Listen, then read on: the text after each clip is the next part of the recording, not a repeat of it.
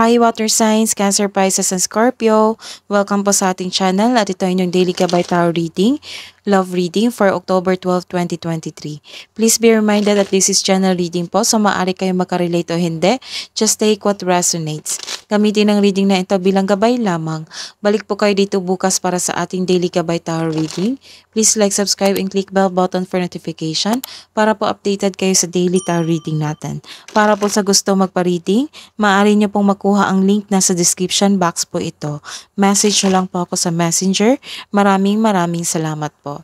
Spirit guys, ano po ang ganap today para po kay Cancer, Pisces, and Scorpio sa mga single po ngayong October 12, 2023. Nagkaroon ng katotohanan, may umamin sa inyo dito na isang katotohanan. You are protecting yourself, nagkaroon ng boundary, this may be the past person na nagkaroon ng obsession sa isang bagay, sa isang tao. Nagkaroon ka ng controlling partner, or it might be you.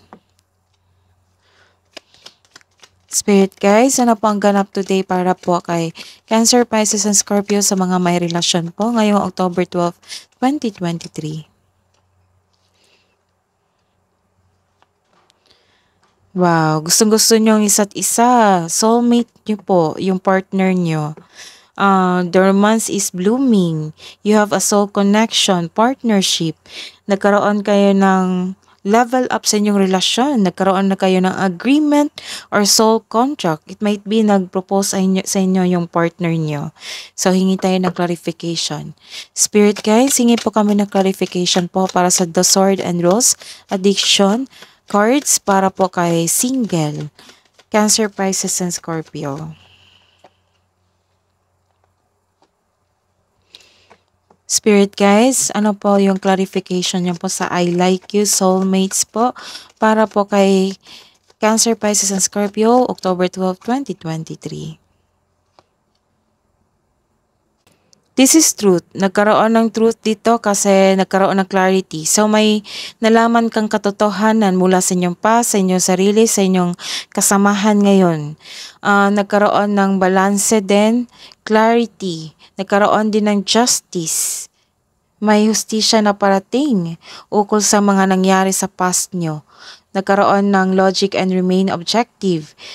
You are using your logic and remain objective. Dahil dito ay nakatulong na ma-uncover mo ang katotohanan sa isang sitwasyon. So may nalaman kang katotohanan sa araw na ito. This is a reverse card. Nagkaroon dito ng you are decided to move on from these challenges. Kasi nagkaroon ka ng controlling partner, naging obsession sa'yo, or it might be you. So you are decided to move on from challenges. Nagkaroon dito ng kawalang interes. Nagkawalang interes na pagwawalang kilos. It might be sobrang pagod kayo sa inyong romantic trip. Ito yung nasagap ko na energy sa inyo ngayon, na napagod kayo sa inyong romantic trip. Kasi you are emotionally drained dito eh. So, you are taking rest. May nakita ako dito nakipag-communicate yung ex nyo sa inyo na nag-express siya ng love sa inyo, na mahal ka pa rin niya. So, put boundaries kasi may nakita ako ditong hindi siya hihinto. Oo. So, kung maaari, huwag niyong payagan kasi sayang naman tong karelasyon nyo ngayon. Dahil may nakita ako dito na your relationship partner is your soulmate. So, tapos na ito, yung obstacles sa inyong relasyon. You are overcoming obstacles. Nagkaroon ka ng confidence, nagkaroon ka ng strength na alagaan ng inyong relasyon. Hidden truth po, anong iniisip mo, anong iniisip niya? Para po sa mga single, I want you. Sa mga may relasyon, you are the best thing in my life. Wow. Spirit guides, ano po ang love message nyo po para sa mga single? Ngayong October 12, 2023. Forgive someone. So forgive your past person, forgive yourself para maka-move on kayo totally.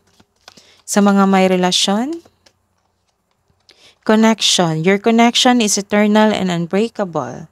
Wow. Love advice po para sa mga single.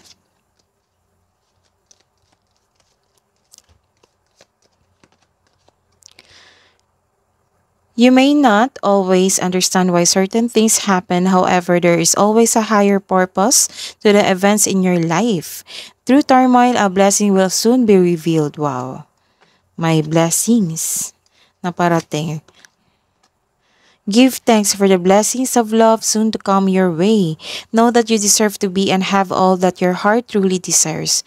So may nakikita ako dito na may parating na blessing dito or a baby. That is your reading today. Water signs, Cancer, Pisces, and Scorpio, please like, subscribe, and click bell button for notification para po updated kayo sa daily tarot reading natin. Maraming salamat po.